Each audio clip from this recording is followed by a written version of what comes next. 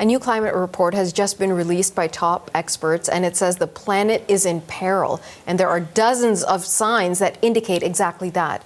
But the researchers also say there are glimmers of progress. CBC's Marianne Domain is reviewing the report and joins us in studio now. So Marianne, take us through the main takeaways. Yes, so this report was put together by a coalition of international scientists saying that we are entering a new phase in this climate conversation and in the climate crisis right now. It is broken down the state of the Earth by looking at 35 vital signs.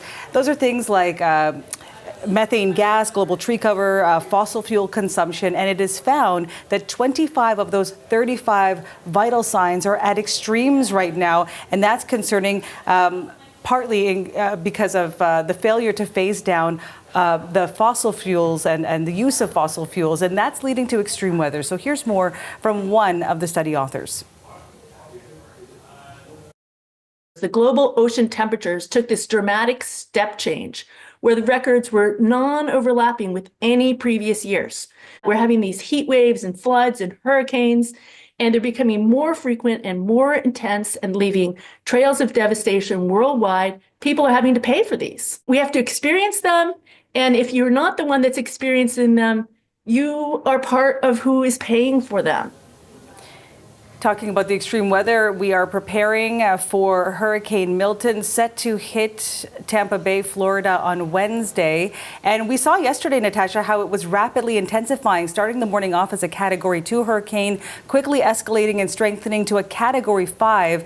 And that's in part because of the warming weather in the Gulf of Mexico. We know that, the warm water in the Gulf of Mexico.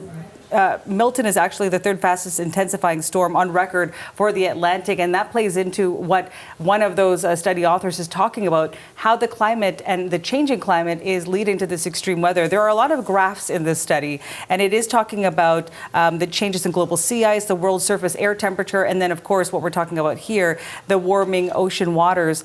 Essentially, there are a lot of arrows in these graphs pointing up when they should be a little bit lower right now, and that's why that's cause for concern. Okay, but I'm told there are signs of improvement.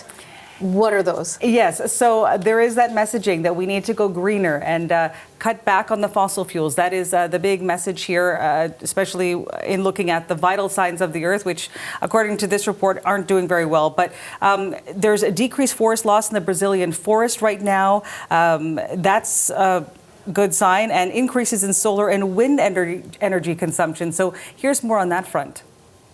We are absolutely moving in the right direction. It is so heartening. We are certainly in progress. We are undergoing the energy transition. I believe that it will happen. I believe that it will help.